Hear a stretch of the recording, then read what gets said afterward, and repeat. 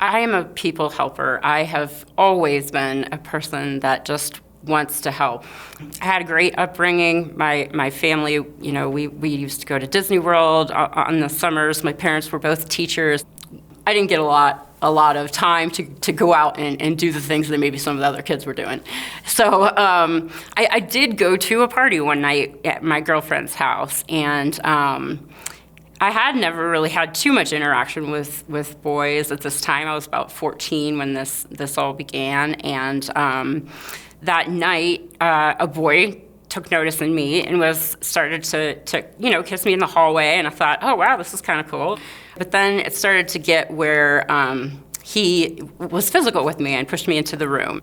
I really couldn't breathe. I was being held down, and it was a very scary experience.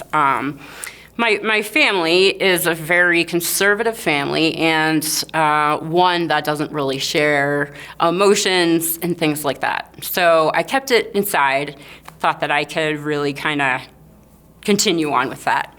Then the next week, after track practice, the same individual pushed me into the locker room and actually raped me. At the time, I was so scared that I wasn't able to move my body. It happened after track practice, and my dad was a wrestling coach, and so he would always pick me up and we'd drive home. He knocked on the locker room door. Erin, come on. I was on the other side of the door when it was happening, and I couldn't even make my words come out. And so I didn't know that had a name. I didn't know anything about tonic immobility. I'm a musician. That's my passion. That's what I actually do in the Army. I play in the Army band. I got deployed right away, and that went fairly well. And then it was time to move on to our second duty station, which was Hawaii. My husband at the time was going through the process of joining the Army band, and so I went ahead of him to Hawaii. We have kind of a person that's going to meet us at the airport, show us the ropes, and really help us get kind of welcome and integrated into the unit. And so I hung out with them quite a bit. The spouse paid quite a bit of attention to me. And one night, my girlfriend and I had met up at, there was a band playing that we wanted to see. And so we went out, many of us from the unit went out, and she and I came together. And so our plans were to drive home together. But then this spouse of my person who was assisting me to get integrated, he followed with us and came to my house uninvited. I don't do a lot of drinking, and so I'm a pretty small frame, and I don't drink too much. And then when I do, it often ends up with me just, I'm going to bed, good night. And so that's what I did. I laid down and went to sleep. I wake up in the morning, and my clothes are gone. And there's someone who is in the bed with me. And so my reaction was very similar to what happened whenever I was in high school. I froze, and I just couldn't move, and it was really scary. I just felt so helpless in the situation. I didn't know what had happened that night before. I was so upset with what happened in high school, and I just felt so proud of myself for coming into the military. I wanted to, start fresh. I wanted to have something that I could really be proud of. And I was proud of my accomplishment. I went through basic training. That's not an easy thing, right?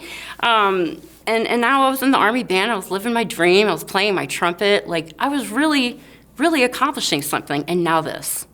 Man, I had sat through so many briefs and heard every year the refresher.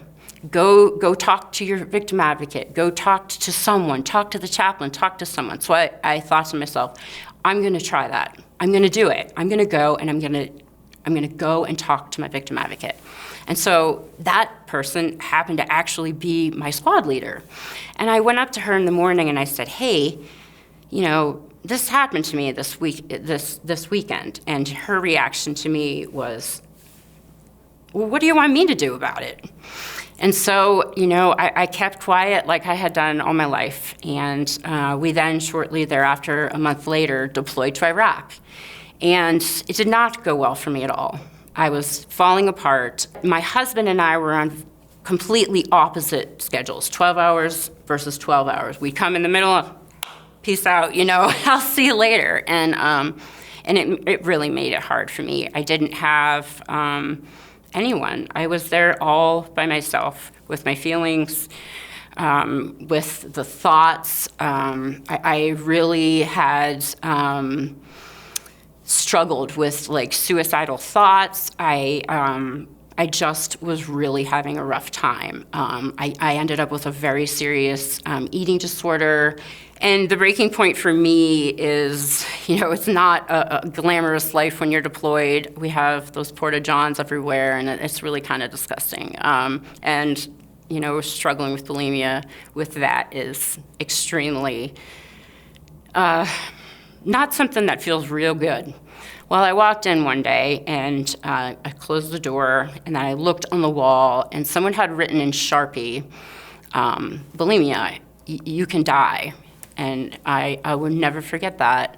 I left there, and I went straight over to behavioral health, and I said, I need help.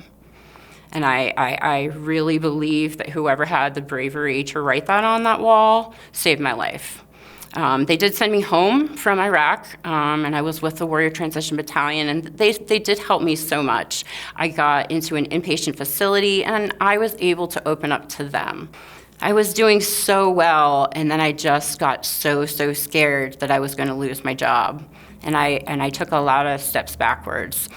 I was scared to be honest with the people who were supposed to be helping me, the therapists, the doctors.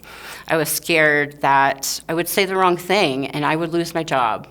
I developed a very serious abdominal pain and like a pain in my lower belly where my uterus and urinary tract are. I was sent to Longstuhl in Germany, where they have a big hospital, and they took one look at my mental health records and they sent me home. And so, once again, I'm facing what they call it a P3 profile, and what that means when you have that is that you're going to get sent to a med board, and there's a panel of doctors that will look at all your records, and they'll say, yes, you're fit to stay with us, or no, you're not. And I still hadn't come forward about the sexual assault. When my husband came home from Iraq, we then decided that we were going to start a family, and I would get out of the military, out of the Army active duty. And so I got out on a Chapter 8, which is a pregnancy, and so I moved into the National Guard at that time, and we moved to Maryland. And so that is where my real change happened. I reached out to our sexual assault response coordinator, the person that's in charge of the SAPR program is what we call it, and she was so kind, and we talked about me trying to become a victim advocate. And through that course, I not only learned how to help others, I learned how to help myself. And it really was an eye-opening time for me. And my SARC was just so caring and patient with me. She never pushed me to come forward. She never said, you should, report. She just let me know that she's there if I ever want to have that discussion. And so it took me about 3 years, and then one day I just said, I think I'm ready. I need to talk to you about this. And she came in with a clipboard and the form, and she sat and she listened to me talk for hours with no judgment, not at all. She didn't interrupt me. I just was able to have that free conversation with no judgment for the first time in my life. The assault happened in Hawaii, and they actually flew me and her out to Hawaii, and we went to the Hawaii police. We filled out the paperwork. We did the interviews and things like that. Nothing came of it, just because I didn't have enough evidence to proceed with the trial. But I felt that was a victory for me. I was able to say, hey, this happened to me, and I'm gonna speak my mind, and I want you to know that I'm okay with saying that this is something that I went through. All of that has really brought me to where I am today, and now I'm working as a victim advocate for the California National Guard. It certainly is a process that is not easy, and it's lengthy, but it's worth it to come forward and find someone that you can talk to confidentially. The tricky thing that was specific to only my case was that, you can't be in the military and have an eating disorder. And that was the biggest problem that I struggled with. And the solution ended up being that I went off post and I found an amazing lady in Hawaii, and she and I are still in contact as she was a nutrition counselor.